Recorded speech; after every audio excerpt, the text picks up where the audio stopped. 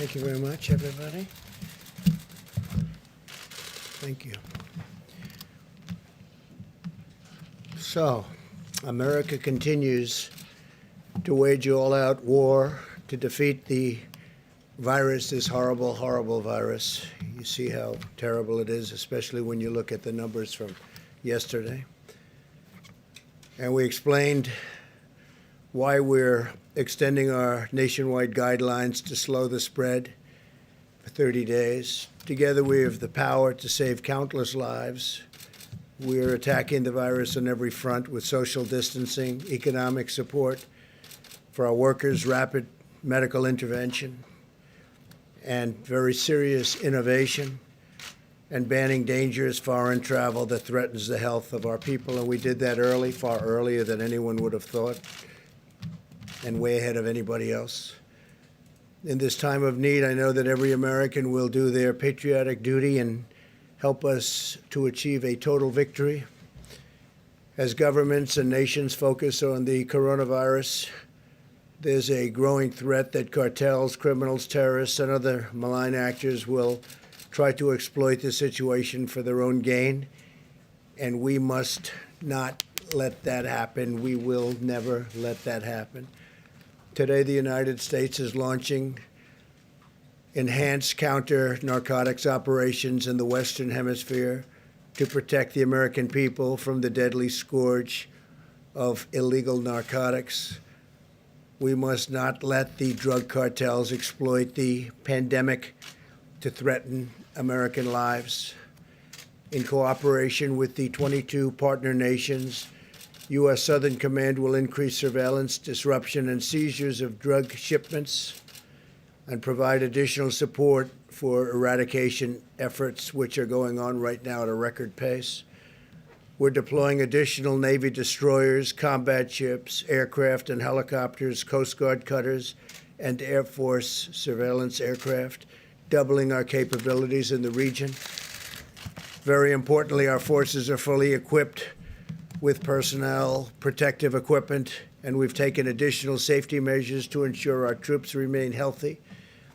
Secretary Mark Esper, Attorney General Bill Barr, National Security Advisor Robert O'Brien will provide more details. In addition, I'm going to have General Milley, who's done an incredible job in so many ways, say a few words. And also with us, our Chief of Naval Operations, Admiral Gilday, who you know, I think you know, and Commandant of the Coast Guard, Admiral Schultz.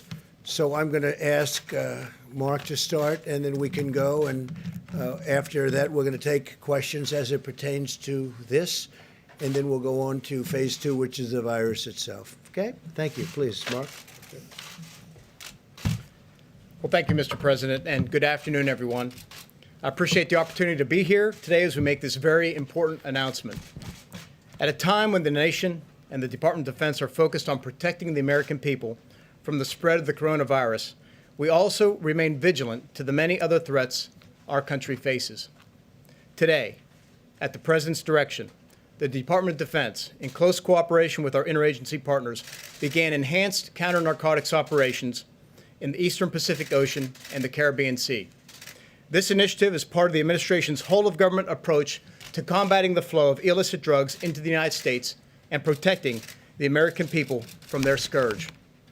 I want to thank all of our partners in this effort, to include the United States Coast Guard, the Department of Homeland Security, the Drug Enforcement Agency, the Department of Justice, and members of the intelligence community for their tremendous support and cooperation. To conduct these enhanced operations, the President has directed the deployment of additional ships, aircraft, and security forces to the United States Southern Command area of responsibility. Included in this force package are Navy destroyers and littoral combat ships, Coast Guard cutters, P-8 patrol aircraft, and elements of an Army Security Force Assistance Brigade. These additional forces will nearly double our capacity to conduct counter-narcotics operations in the region. Additionally, 22 partner nations have joined us in this fight, bringing with them a variety of intelligence and operations capabilities needed to defeat these criminal organizations. Last year alone, United States Southern Command's operations resulted in the seizure of over 280 metric tons of drugs, much of which was designated for shipment to America. While this was an incredible achievement, there is much more work to be done. Transnational criminal organizations continue to threaten our security by smuggling cocaine, fentanyl, methamphetamines, and other narcotics across our borders. These drug traffickers put our communities at risk and destroy lives. Every year, tens of thousands of Americans die from drug overdose, and thousands more suffer the harmful effects of addiction. Furthermore, corrupt actors like the illegitimate Maduro regime in Venezuela rely on the profits derived from the sale of narcotics to maintain their oppressive hold on power. The Venezuelan people continue to suffer tremendously due to Maduro's criminal control over the country. Drug traffickers are seizing on this lawlessness by increasing their illicit activities. It's 4 We must do o'clock. more to prevent these drugs from arriving at our shores. These enhanced counter-narcotics operations that are now underway will further disrupt the flow of illicit drugs to America, deny our adversaries the financial resources they depend on, and build the capacity of our partner nations throughout the region. I want to thank President Trump for his leadership and support to this critical mission. This is a particularly important time for this operation to begin. As nations around the world shift their focus inward to deal with the coronavirus pandemic, many criminal organizations are attempting to capitalize on this crisis. The enhanced operations we are announcing today will keep the pressure on these criminal groups and protect the American people from the devastation caused by the flow of illegal drugs into our country. Mr. President, thank you for your leadership as we begin this important operation. While the men and women of the United States military work hard here at home to fight the coronavirus, we continue to take action around the world to defend our great country. Thank you, and I'd like to invite General Milley. Thank you, Secretary, for those words, and thank you, Mr. President, for your leadership. And I want to publicly thank Admiral Craig Fowler, the commander of U.S. Southern Command out of Miami, for leading this operation, which is underway effective today, and also Admiral Gilday, the Chief of Naval Operations, Admiral Schultz, for their contributions to this from their services. There's thousands of sailors, Coast Guardsmen, soldiers, airmen, Marines involved in this operation. We came upon some intelligence some time ago that the drug cartels, as a result of COVID-19, were going to try to take advantage of the situation and try to infiltrate additional drugs into our country. As we know, there's 70,000 Americans die on an average annual basis to drugs. That's unacceptable. We're at war with COVID-19, we're at war with terrorists, and we are at war with the drug cartels as well. This is the United States military. You will not penetrate this country. You will not get past Jump Street. You're not going to come in here and kill additional Americans. And we will marshal whatever assets are required to prevent your entry into this country to kill Americans. So right now, the Navy has marshaled additional Gray Hull ships from both PACOM and EUCOM and for the Naval Fleet at Norfolk. And they are set sail already, and they are in the Caribbean right now. In addition to that, there's 10 Coast Guard cutters, and there's Special Operations Forces and Security Force Assistance Brigades, along with Air Force reconnaissance aircraft. The bottom line is you're not going to get through. Now is not the time to try to penetrate the United States with illegal drugs to kill Americans. With the United States military, we will defend our country regardless of the cost. Thank you, Mr. President. Thank you, Secretary.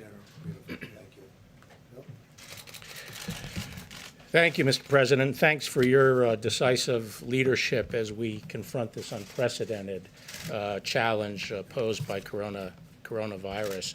And I'd like to thank you for your support for this important initiative, and thank all of the Secretary of Defense and all the services for taking on this important initiative.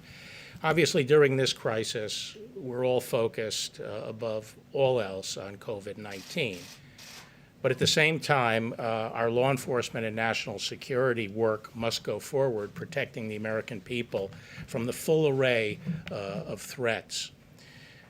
For the Department of Justice, one of our highest priorities must remain destroying the Mexican cartels. Their trafficking is largely responsible for the deaths, as we all know now, of 70,000 Americans a year.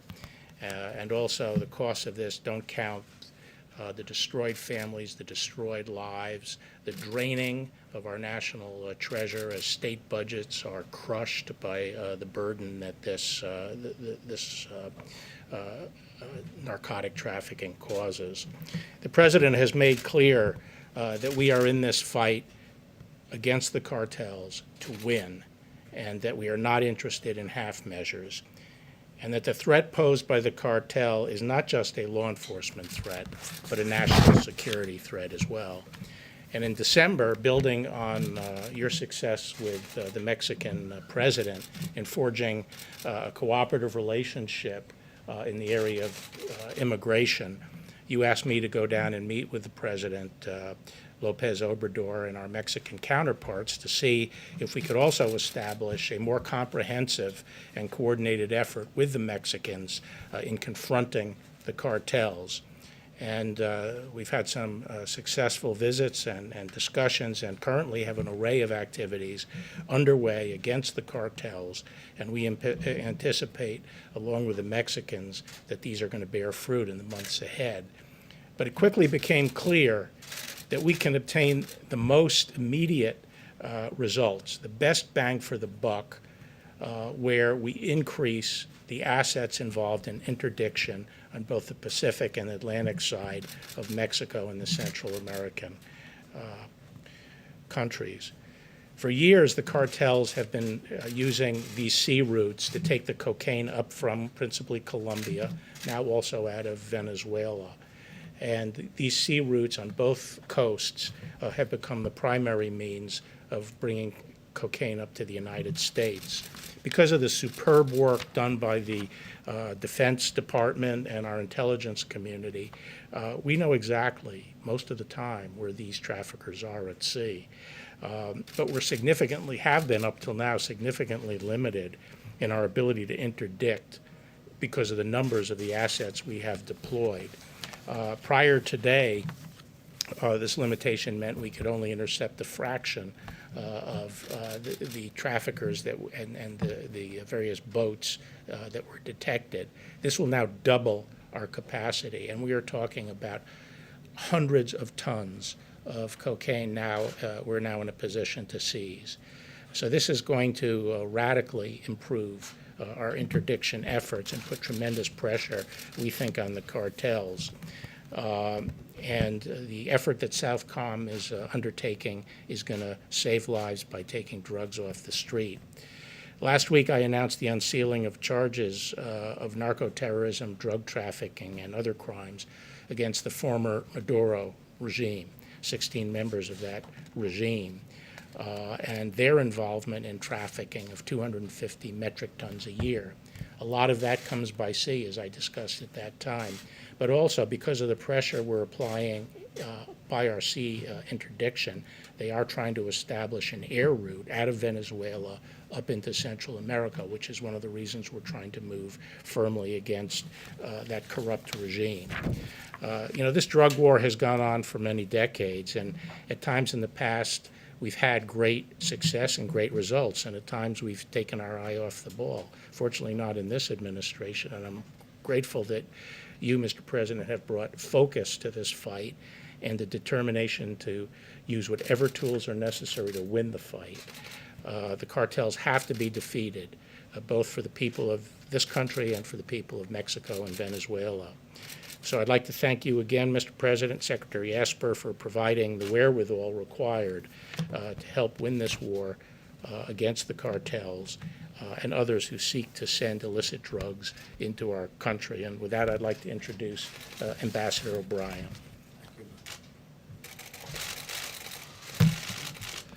Thank you, General. Thank you, Mr. President. Today's action is another example of the bold leadership of President Trump and his commitment to protecting the homeland against threats that seek to destabilize the United States and our Western Hemisphere. The uncontrolled flow of illegal drugs into the United States poisons our communities, fuels the dangerous epidemic of addiction, and threatens the safety and security of all Americans. The impressive U.S. Navy, Coast Guard, Army, Marine Corps, Air Force, and interagency operation will address a range of threats to our national security posed by narco-traffickers and narco-terrorists. It will reduce illicit financial support for drug trafficking that provides the corrupt Maduro regime in Venezuela and other bad actors with the funds necessary to conduct their malign activities. Under President Trump's leadership, we will continue to execute our maximum pressure policy to counter the Maduro regime's malign activities, including drug trafficking. And this operation will help to choke off the funds that go to that corrupt regime. Maduro, narco-terrorists, and criminals should make no mistake that even as we are working around the clock to fight the spread of coronavirus, we will continue to execute the President's counter-narcotics strategy. We are working on a number of important national security priorities as we face this public health crisis. The United States will continue to combat disinformation and fake news about this virus. We will work with the world's largest oil producers to address volatility in global oil markets. We will always protect our servicemen and servicewomen around the world, including in Iraq and Afghanistan. I want the American people to know that President Trump and Vice President Pence and their administration are working tirelessly every day to protect the health and well-being of Americans and respond to the coronavirus. Our adversaries should take note, however, this president has a clear-eyed focus on America's national security interest. And let me be clear, it would be a mistake with terrible consequences for any adversary to attempt to do us harm during this health crisis or ever for that matter. Thank you very much. Thank you, Mr. President. Okay. So do we have any questions on this? Because this group is going to go back to work. We're going to leave. John? Question either for you, Mr. President, or Secretary Esper.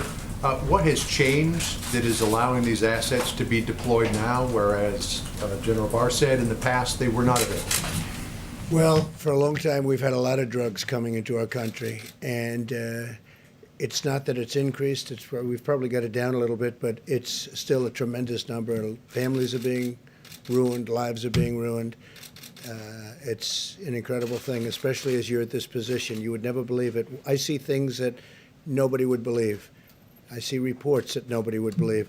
So I met with the group behind me, all of them, and we said, what do you think we can do? And they think they can interdict. They think that we can stop it before it gets to the shores. And they're coming from all over the place. And we have incredibly talented people. So I think I'm going to let Mark just give them a little bit of an answer to that. But we just want to see if we can stop a good percentage of the drugs coming into our country. Sure thing. Thanks, Mr. President. So first of all, it's simply a matter of prioritization. The President's given us very clear guidance on what's important to him and protecting the American people. And as some of you know, I began a review months ago looking at all of our different geographic combatant commands and looking at where we can free up time, money, and resources to put into other endeavors. In this case, we had scrutinized our inventory fairly closely. The Chairman Milley did a great deal of work on this with Admiral Gilday, and we felt that there was no risk to the fleet, to our operations, to free up, in this case, naval ships. We also freed up aircraft and other assets to apply them to this presidential priority. And of course, the Coast Guard did the same. So it was a very good operation. We feel this is very important to the American people and completely in line with the President's direction. And how long will you be able to keep up this operational tempo? Well, it depends. What we're going to do is we're going to run it for some matter of time. I'm not going to disclose how long that will be, and then we will assess it. And then we'll make adjustments from there. We may increase, we may decrease, we may sustain as is. But this will be an assessment we will do as an interagency team. We'll report back to the President, and we'll take further guidance from there. And we didn't do it for this reason, but it'll also have an impact on the virus because we have people trying to get in. So not only drugs, but now we have a new phenomena, and that's at least for the next, hopefully, short period of time, the virus. So we'll be able to have an impact on that too, please. Yeah, Mr. President, could you expand on that a little bit because you tie it to COVID-19, saying that these drug cartels were taking advantage of the situation, of this pandemic. How exactly? Well, because we're focused on so many other parts of the country and even parts of the world. And all of a sudden, areas where we had it clamped down pretty tight. In fairness, the wall is up to about 160 miles already. And any areas where we have that wall, it's for the most part contiguous. We have fill-ins, but we're up to 161 miles exactly. And any place where you have that wall, other than walking around it on the edges, it's stopping everybody cold. I mean, nobody's seen anything like it. That's how good it works. And the other side knew it worked that well, because everybody was for it 5 years ago. All of a sudden, they changed. It's having a tremendous impact. But we are now focused on so many different things because of what's happened, because of this horrible, I say it's a horrible phenomena, that now we've got to focus on drugs. And the drugs come in from different methods, and we have the best people at sea anywhere in the world. So we'll have a tremendous impact on drugs. But one of the other things will also have an impact, we think, on the virus. Okay? Yeah, please. Ambassador O'Brien, did China underreport both the number of cases and the death toll from the coronavirus? And if that's the case, Mr. President, what does that mean for our relationship with China and your relationship with President Xi? Well, number one, I think the president has a great relationship with President Xi, and we'd like to have a great relationship with China. Unfortunately, we're just not in a position to confirm any of the numbers that are coming out of China. There's no way to confirm any of those numbers. There's lots of public reporting on whether the numbers are too low. You've got access to those reports that are coming out of Chinese social media and some of the few reporters that are left in China. We just have no way to confirm any of those numbers. Thank you. We really don't know. How do we know whether they underreported or reported however they report? But we had a great call the other night. We're working together on a lot of different things, including trade. They're buying a lot. They're spending a lot of money. They're giving it to our farmers. They're paying our farmers for the product. So, we're gonna continue that along. John, yeah? I have another one, sir. You tweeted earlier today that there was, you have uncovered intelligence that there is a sneak attack being planned against American troops, American assets in Iraq. Are we talking about Kataib Hezbollah again? Also, We don't want you're to say, saying- but we just have information that they were planning something, and it's very good information. It was led by Iran, not necessarily Iran, but by groups supported by Iran, but that to me is Iran. And we're just saying, don't do it. Don't do it. It'd be a very bad thing for them if they did it. The last time they did do it in early March at Camp Taji, there was a response from the military against Kataib Hezbollah and Kataib Hezbollah alone. Your That was a tweets- very powerful response, by the way. That response knocked out 5 different places, but it also took out a lot of very bad people. Your tweets seem to suggest, though, that if it happens again, it may go up the food chain. Well, that was a very big response. We knocked out a lot. They hit one site, we hit 5 big ones and ammunition sites. You saw what happened. And I won't say how many people were killed, but some bad people were killed, and a lot of them. That was a big response. But this response will be bigger if they do something. Yeah, you had one, please. Yes, thank you, Mr. President. Just going back to your conversation with President Xi, wondering if you received an intelligence report that talked about the discrepancy in the numbers, and if you addressed that with President Xi. We have not received that, but their numbers seem to be a little bit on the light side, and I'm being nice when I say that, relative to what we witnessed and what was reported. But we discussed that with him, not so much the numbers as what they did and how they're doing. And we're in constant communication with, I would say the biggest communication is myself and President Xi.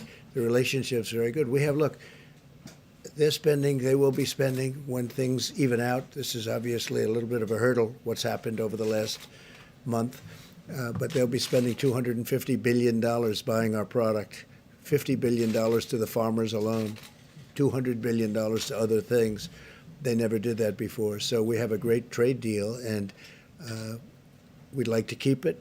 They'd like to keep it, and the relationship is good. As to whether or not their numbers are accurate, I'm not an accountant from China.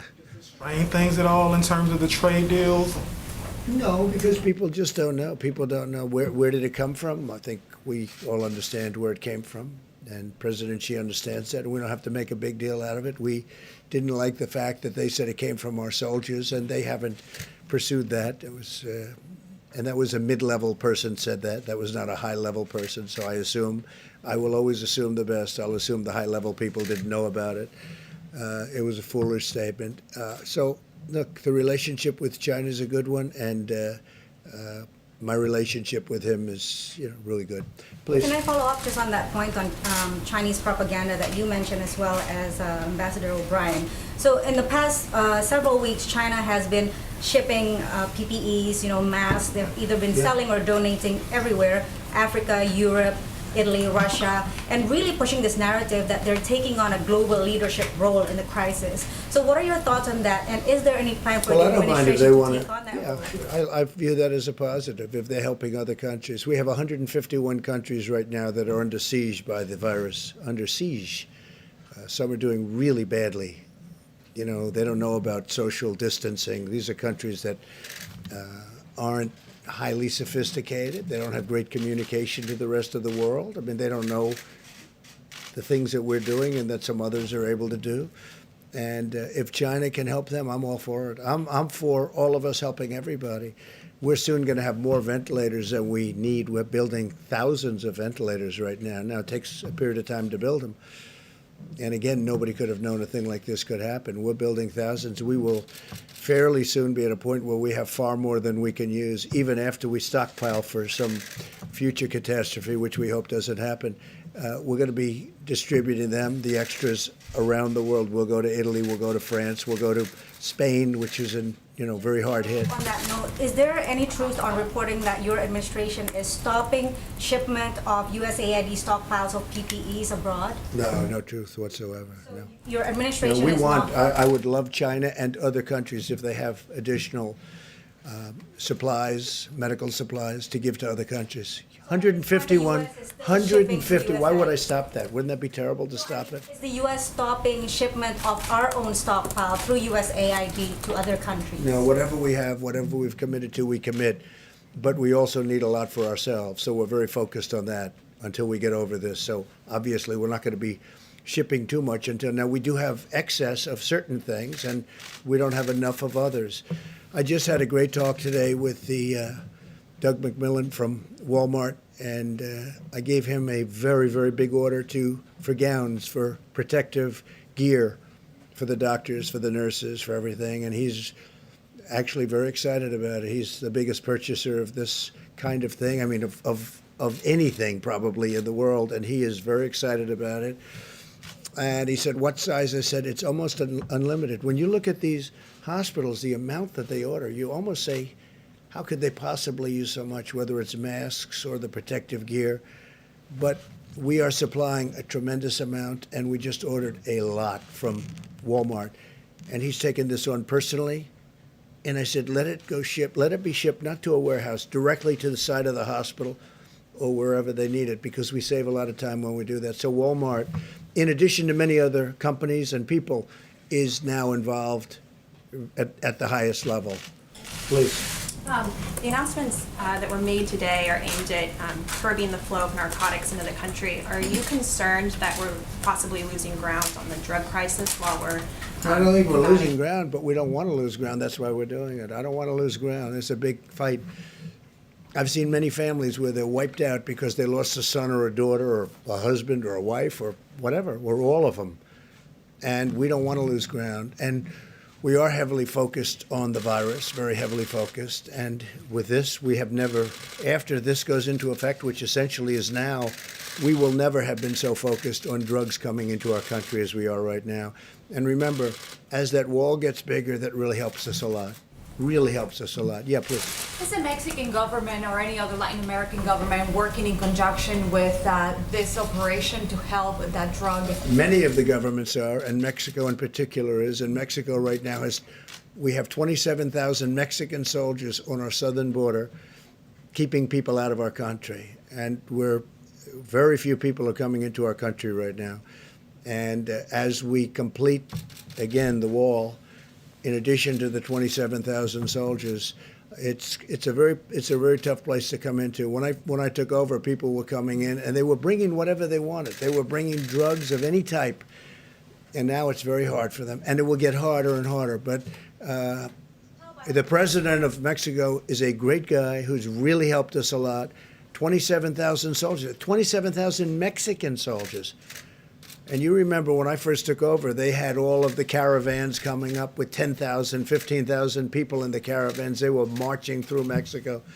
That's not happening anymore. Please, in the back. Mr. President, are narco militants such as the FARC 57th Front out of Colombia or the Maduro regime, do you know if they're working in conjunction with the Mexican cartels? Is there any intelligence indicating that? I cannot tell you that. I know the answer to that. I believe I do, but I cannot tell you that. We have information that would lead us to believe something very powerfully, but I cannot tell you the answer to that. Yeah, please, Jeff. Mr. President, have U.S. forces in Iraq taken any precautions because of this particular attack? And have you... They're taking precautions, and we are watching it very closely. And if something bad happens, it's going to be very painful for the other side. Have you been in touch with the Iraqi government about this? They know about it, yeah. They know. Are they offering additional protection or Well, anything? we'll see what happens, but, we're down to a small force now over the years. Since we've been bringing smaller and smaller, and we're down right now to a small number, but we have very powerful air power there. We have the big base, and which will, nobody can get near it, and nobody can even get near that. But we've really largely left. We've taken tremendous amounts out, and we've deployed them elsewhere, including bringing some back home. And do you think tweeting about it will help I prevent think that it's- from it's not happening, or tweeting, perhaps it's give called them a social heads media. up? It's social media. It gets out. I have, hundreds of millions of people. Number one on Facebook. Did you know I was number one on Facebook? And I just found out I'm number one on Facebook. I thought that was very nice, for whatever it means. No, it represents something. And when I can explain to people, just don't do it. It's going to be bad if you do. It's going to be really bad. And they don't need to do it. They have enough problems. Iran has enough problems without doing that. But we've been pulling back very substantially over the last year in Iraq. And so, that's the way it You is. said before you don't want to give the enemy, whoever that is in this case, a heads up. Do you feel like maybe you did? No, I'm just giving them a warning. It's not a heads up. I'm giving them a warning. There's a big difference. I'm saying if you do anything to hurt our troops, they're gonna pay a price. Now, they did last time, as per the question. They did last time. We didn't make a big deal out of it, but we hit very, very hard 5 massive, major ammunition sites. And a lot of people went with it. A lot of bad people. A lot of enemy went with it. And we didn't want to make a big deal out of it, but they paid a big price. They'll pay a much bigger price this time if they do anything. Now that we have Admiral Gilday here, perhaps we could ask a question about what the plans are for the Roosevelt, sir? Sure. In terms of Roosevelt, we're making great progress in terms of testing and also moving people off the ship.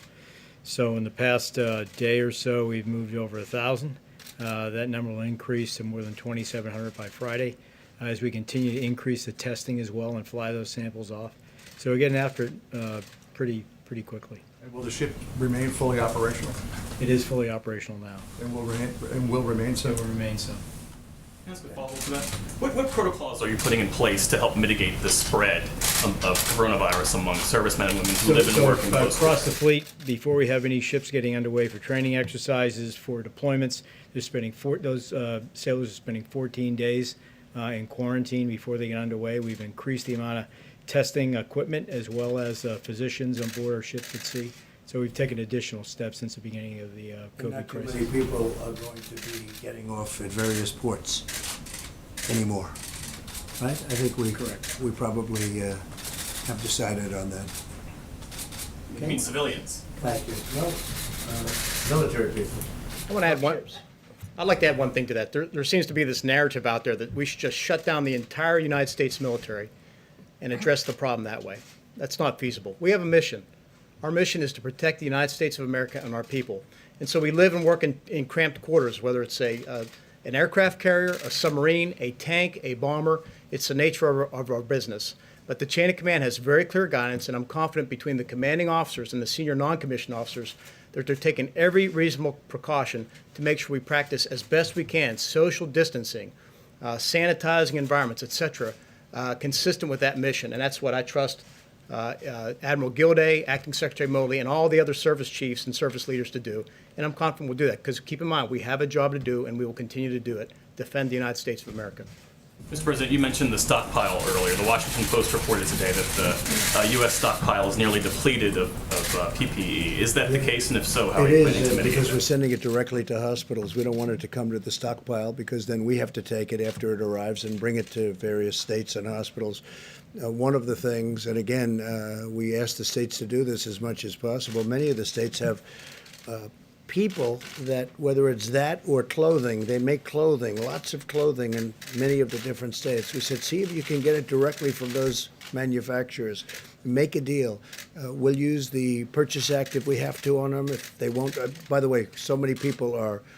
The spirit is incredible, what they're doing. But we've asked states where they have large manufacturers of different types of equipment to use those local factories, those local plants, and have it made directly, ship it right into the hospitals.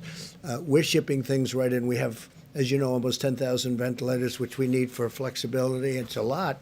It sounds like a lot, but it's not, because as you see on the board from yesterday, as this scourge, as this plague, as this virus moves, it moves very fast. And we don't know yet whether we're going to need it in Louisiana, in New York, wherever it may be. So we're ready for it. We're totally ready for it. We're going to be shipping out. We've already agreed to ship out over 1,000 today to different sites, different locations. But we have to have the flexibility of moving the ventilators to where the virus is going. And we'll be able to see that, we'll be able to see that from charts a couple of days in advance. So right now we have a nice pile of ventilators. We have a lot more coming in. We have I think we have 11 companies making ventilators right now. Very good companies, and they're making them. You know about Ford, you know about General Motors, but we have a lot of companies making the ventilators right now. So now the question is, when you make one, it doesn't get made in 15 minutes. It's not, a mask can go quickly. A ventilator takes time to build. It's very, very, as we discussed, it's complex, it's big, it's expensive, et cetera. But we'll be able to move. We have great flexibility, John. I was just going to say, sir, do you want to move on to solely coronavirus or stick with? Yeah, I think if does anybody have any other questions for this great group of brilliant people? Yes, please. Thank you, Mr. President. Question for Secretary Esper. Is the military personnel that's been fanned out across the country to help combat the virus, is there any chance that they're planning to see at some point have those military personnel treat or see COVID-19 patients? Well, excuse me. As you know, we have the hospital ships currently deployed, one in LA and one in New York City.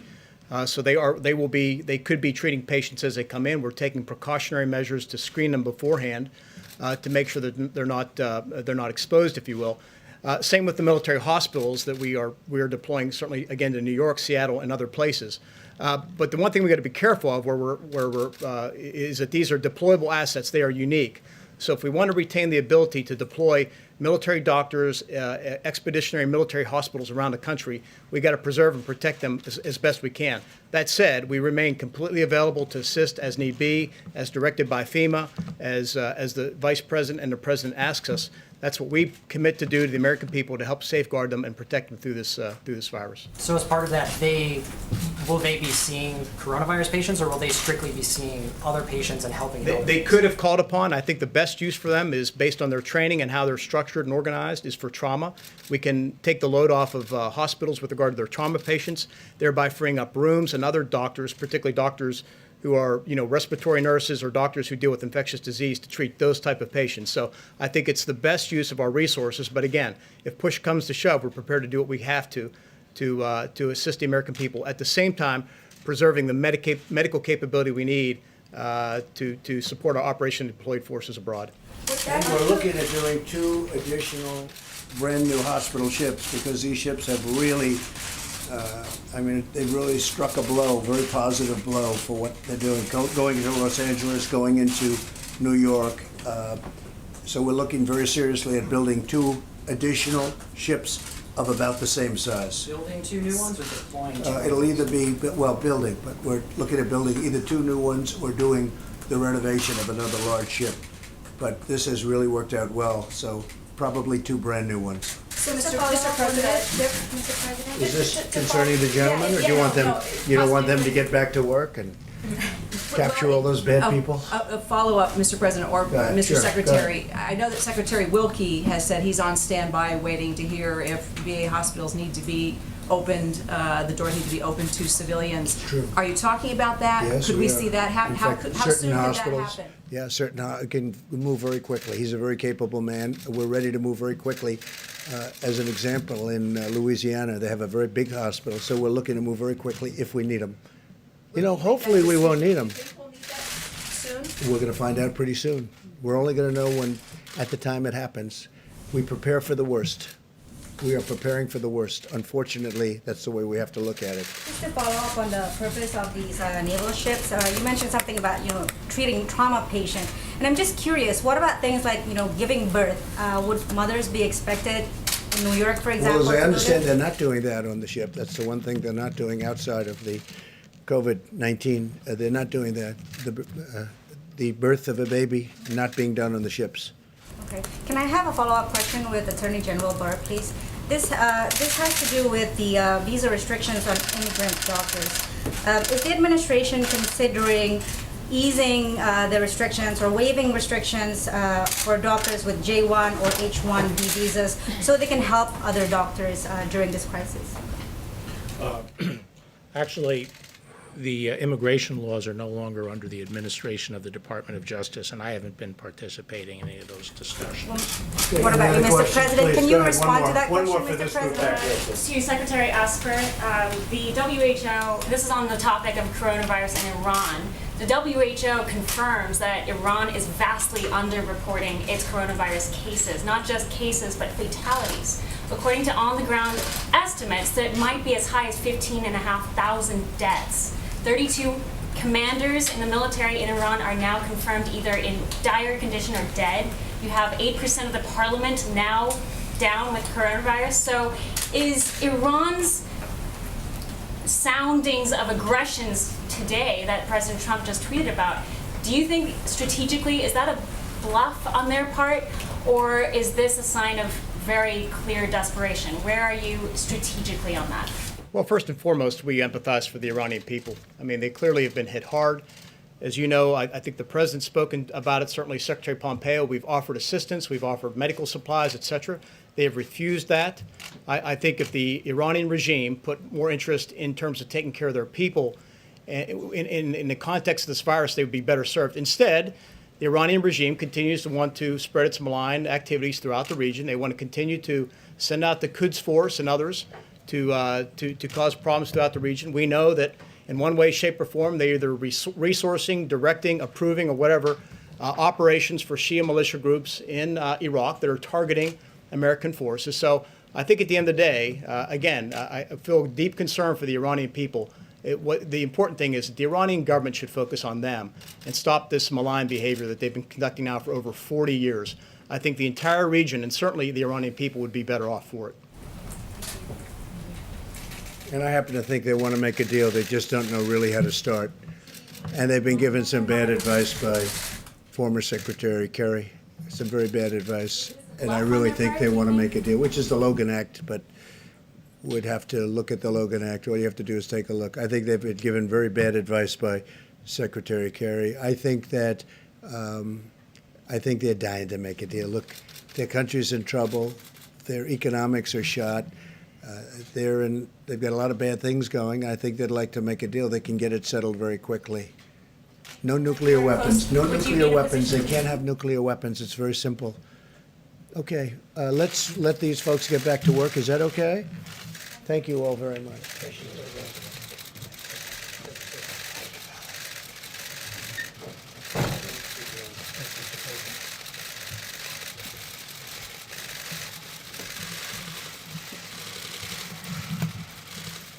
So as we deploy our service members to combat both threats abroad, invisible enemy at home, earlier today I spoke to our nation's incredible warriors and military families. Spent a long time on the phone with thousands and thousands of families that were hooked in. In order to stop the spread of the virus, some of these families have delayed planned moves to their next duty station. And in other cases, military families are also waiting longer to welcome home the heroes from deployment. There's a tremendous burden to bear, and the families have been involved with us for so long, and they are incredible. Without the families, they couldn't be the great service members that they turned out to be, and they understand that. And I must say, protecting our military families is our top priority. So they understand what's happening with respect to the virus, and they understand it well. They've been fantastic. As Commander-in-Chief, I'm deeply grateful for our service members, their spouses, and their children, whose love, devotion, and sacrifice keeps America strong. To make, procure, and deliver crucial medical supplies to our doctors, nurses, and healthcare workers, my administration is leveraging the might of American manufacturing supply chains and innovators across the industry and across every industry. And I just told you about Walmart, and I could tell you about many more. Hanes is making protective gear and masks, and we're making tremendous amounts of product. There's never been anything like it. At the same time, I tell the governors, get it yourself if you can from your local companies and your local warehouses and factories. If you can do that, you should do that.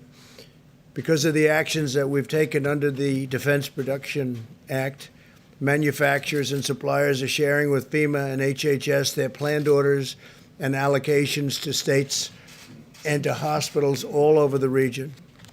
This enables FEMA and HHS to work closely with states, local governments, and private sector to allocate critical resources to highly impacted areas. Working together, we're entirely focused on getting materials to the right place at the right time. So we wanted to go directly to a hospital or directly to a certain state location, and ideally not even hit the state's warehouses. If we can avoid the warehouses, it's even better because they go directly into a hospital. And one example of that is Ohio, the great state of Ohio. Senator Rob Portman called today, and he asked for some help and got us, did a tremendous job, along with Mike DeWine, the great governor of Ohio, to facilitate a donation of 2.2 million gowns. 2.2 million gowns. Think of what that is, 2.2 million. To the Strategic National Stockpile from Ohio-based Cardinal Health. Cardinal Health, we appreciate it, and they're making much more than that and different types of things. We're profoundly their contribution to protect the lives and safety of our healthcare professionals. Cardinal's been working with us very well. FEMA and HHS formed a historic partnership with the private sector called Project Airbridge to bring supplies from other countries to the United States, including gloves, gowns, goggles, and masks. These supplies will soon be distributed around the country. We have large cargo planes coming in from various parts of the world. Every day, new plane loads are landing in cities such as New York, Miami, Chicago, Los Angeles. Additional flights have been scheduled, and we're adding more and more. And they're actually coming in ahead of schedule. A lot of these flights are coming in with a lot of material ahead of schedule. The amount of usage, the amount of need is something that nobody's ever seen before. We are getting so much, but no matter how much we get, they seem to use it up very quickly. More than 17,000 National Guard personnel have now been activated all across our country. On Tuesday, the Vice President sent a letter to the governors calling on them to have plans in place to use the National Guard to move medical supplies from warehouses to hospitals. So a lot of times we'll deliver supplies to a warehouse in a state, someplace in New York or in New Jersey or in Connecticut or wherever it may be. And they're having difficulty getting it moved. So what we're doing, if we don't bring it directly to the hospital, is we've authorized, it was a special authorization, the National Guard to go into that facility and to move it for the state. So the National Guard is moving a lot of this equipment and medical supplies into a hospital or into an area where it's needed by the state. As I said yesterday, difficult days are ahead for our nation. We're going to have a couple of weeks, starting pretty much now, but especially a few days from now, that are going to be horrific. But even in the most challenging of times, Americans do not despair. We do not give in to fear. We pull together, we persevere, and we overcome, and we win. This week, every American heart is joined with the people of New York as they continue to bear the brunt of the pandemic. To every New Yorker, please know that we are by your side. I love New York. And every day we will be with you. And it could very well be that others take over from New York. There are some areas, some hot spots in other states that are really exploding. Some, like Louisiana, were very late. And then all of a sudden, it was like an explosion. In confronting this deadly plague, America is armed with capabilities never dreamed of in past centuries. You look at 1917, the pandemic, it was something, ravaged parts of this country, but ravaged Europe, ravaged. They say 75 to 100 million. Some people say 50 to 75 million people died. Think of that. And that was a long time ago, over 100 years ago. Many books written about the 1917, 1918 pandemic. Our doctors are poring over the virus genetic code, designing potential therapies and vaccines. Our planes are airlifting supplies from every corner of the earth.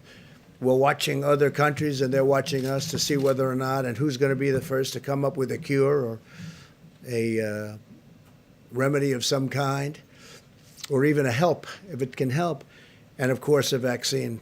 We're looking very strongly for a vaccine. Johnson & Johnson is doing well, and other companies are doing very well. But our most powerful asset, our greatest weapon in this effort, is the spirit of our people. And we want to keep away, keep a distance, keep away. If you don't get it, it solves a lot of problems. If you don't get it, and you can't get it if you keep the distance. American spirit is unyielding, unwavering, and unbreakable. It's incredible. I've never seen anything like it, the way the people have pulled together, the unity of this country. So together we're going to win this war, and the sooner we do, the sooner we can begin to rebuild, and we're ready to rebound and return to normal lives. We went from the best economy in the history of the world, the best economy that this country has ever seen, the best employment numbers we've ever had, 160 million people working, almost 160 million, to a point where the professionals came to me and they say, "Sir, you're going to have to shut the country down." I said, "What does that mean?" They said, "Sir, you're going to have to shut it down. And we're going to build it up, and I think we're going to build it up fast. I think we're going to have a tremendous rebound. There's a great energy and a great pent-up demand. And as you know, Phase 3 was terrific, and Phase 4, what passed in Congress, and Phase 4, if that happens, will be great. I already proposed paying almost zero interest on bonds, and I proposed a $2 trillion infrastructure plan, which would not only fix our roads and highways and bridges and tunnels and other things, but will also do something very good. It's called jobs.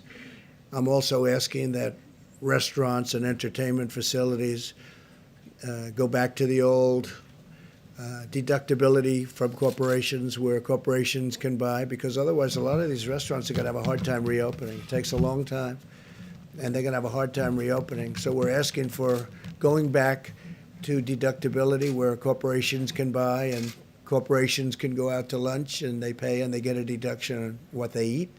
They get a deduction on the bill, and same with the entertainment. It's going to bring a lot of people back. I think it'll open up the restaurant business. People forget that years ago they had that, and when they got rid of it, when they ended it, for whatever reason, but they ended it, many, many restaurants went out of business. Many entertainment-type facilities went out of business, and now's a great time to bring it back. It was a terrible time for that business after they ended it, but this is a great time to bring it back. It'll keep our restaurants going. In fact, I think the restaurant business will be actually bigger and better than it is right now. So we're also talking about that. And now what we'll do is we'll take some questions, and I see Mike is back with some of the folks. That's great, Dr. Fauci. And we will, how are you? Thank you, Deborah.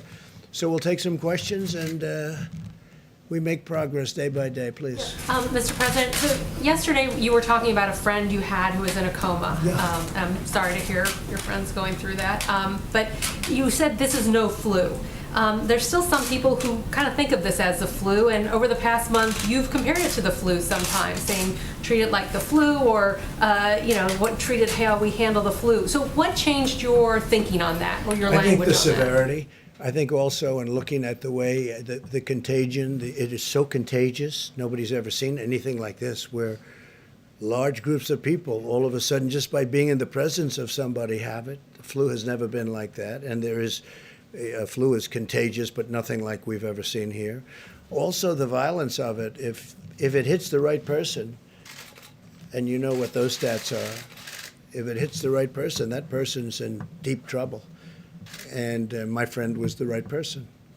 When you heard about that with your friend, was that a turning point? Yeah, well, not a turning point. No, before that I knew how because I'm seeing numbers and I'm seeing statistics that are, not exactly very good. So, but it hit him very hard. He's strong, a very strong kind of a guy, but he's older, he's heavier, and he's sort of central casting for what we're talking about, and it hit him very hard. I've never seen anything like it. Yeah, John? Mr. President, and maybe this is a question as well for Dr. Birx or Dr. Fauci. Senator Lindsey Graham tweeted last night, and we checked today, that there are still flights that are running between hotspots like New York and Detroit, New Orleans as well. A number of flights were completed today. Senator Graham's point is, if you're going to declare mitigation, should it not be full mitigation, and you stop people from traveling? Well, we're thinking about doing that. At the same time, we just, to start these airlines and to start this whole thing over again is very tough, John. It's very tough. And you have them going, in some cases, from hotspot to hotspot. If you notice, they're usually hotspot to hotspot. Very few flights, New York to Miami. But we're thinking, we're certainly looking at it. But once you do that, you really are clamping down an industry that is desperately needed. But how do you make that calculation as to whether or not you keep the industry afloat or your risks spreading contagion? That is a calculation that we're looking at right now. We're looking at it very strongly. Please. So let me follow up to that, Mr. President. Not every governor has issued a stay-at-home order. All of you have made it very clear how important it is to stay home, that we are in a dire situation here. And that's how you stop the spread, is staying home. Sure. Why not take the power out of the hands of the governors and you just issue a stay-at-home order for every state in this country? States are different, and I understand that Governor of Florida, great governor, Ron DeSantis, issued one today, and that's good, that's great. But there are some states that are different. There are some states that don't have much of a problem. There are some, well, they don't have the problem. They don't have thousands of people that are positive, or thousands of people that even think they might have it, or hundreds of people in some cases. So you have to look. You have to look at states. You have to give a little bit of flexibility. But if a state in the Midwest, or if Alaska, as an example, doesn't have a problem, it's awfully tough to say, close it down. So we have to have a little bit of flexibility. Look, we're helping governors. We're really here to help governors. They're the front line of attack. And that includes in purchasing, by the way. We're here and we're backing them up. And there's never been a backup like we've given them. We've given them billions of dollars worth of things, medical supplies and ventilators, thousands and thousands of ventilators. We have thousands under construction right now. We have thousands ready to go in case they need it. There's never been anything like this. I mean, they've done really, the people have done incredibly. We're building hospitals all over the country. We're building hospitals right now at a rate that has never even been contemplated before. They're mobile hospitals, but they're really not mobile. I mean, they're incredible structures. But we're building many hospitals. Louisiana, New Jersey, New York, we just finished a massive hospital complex. And we also have medical centers built in New York. I mean, we're building hospitals at the rate that this country has never done before.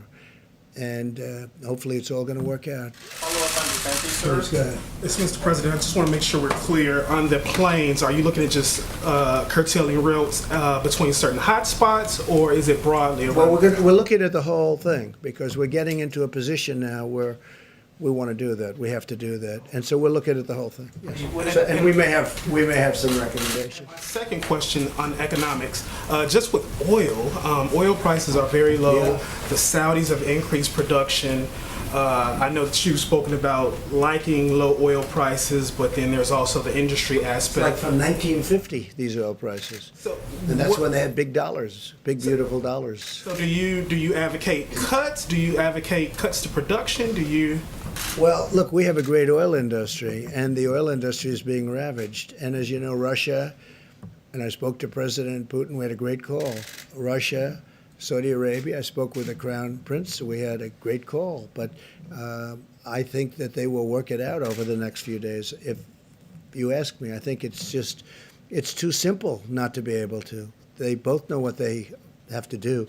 So I think I have confidence in both that they'll be able to work it out. But it has ravaged an industry worldwide, not here. I mean, worldwide, the oil industry has been ravaged. So there was a lot of oil production to start off with, and then on top of it, it got hit with the virus, and business went down 35, 40%. So that business is a tough one. And, you know, they have ships all over the sea. I told you yesterday, all over the sea, massive tankers that they're using for storage. They go out and they just sit there. There's no place to go. They have massive amounts. Now, gasoline's going to be 99 cents a gallon and less. You know that. That's already starting. It's popping up, 99 cents. So that's like giving a massive tax cut to people of our country. When we try and get the airlines going, if fuel is costing much less, it helps with getting the airlines, which is always a tough business, always has been a tough business. But with that being said, look, I want to get that industry back where it was. We were doing records in that industry also. We want to get it back to where it was. So I think that Saudi Arabia, Russia, they're negotiating, they're talking, and I think they'll come up with something. I'm going to meet with the oil companies on Friday. I'm going to meet with independent oil producers also on Friday or Saturday, maybe Sunday. But we're having a lot of meetings on it. I think I know what to do to solve it. But if they're unable to solve it, then I think I know what to do to solve it. Or can you give us a glimpse we of what won't you're mention doing? it now, but it's tough. I think I know what to do to solve it. We don't want to lose our great oil companies. You know, we're the #1 producer of oil in the world. And a month ago when you said that, it was great. Today when you say it, it's not so meaningful. But I do believe there's a way that can be solved, or pretty well solved, and I'd rather not do that. I think that Russia and Saudi Arabia at some point are going to make a deal in the not-too-distant future, because it's very bad for Russia. It's very bad for Saudi Arabia. It's very bad. I mean, it's bad for both, so I think they're going to make a deal. You know, the free market is a wonderful thing. It's amazing how it can work, but I think they're going to make a deal, yeah. Yeah, please, with that. Mr. President, a couple of questions, one for you, one for Mr. Wolf, if possible. Over 5 million immigrants in this country do pay taxes through their IT numbers, yet they will not receive any money in their stimulus package, and no undocumented immigrant will receive any aid from the government during this crisis. How do you suppose they survive during the COVID-19? Well, you know, you're saying undocumented, meaning they came in illegally. And a lot of people would say we have a lot of citizens right now that won't be working.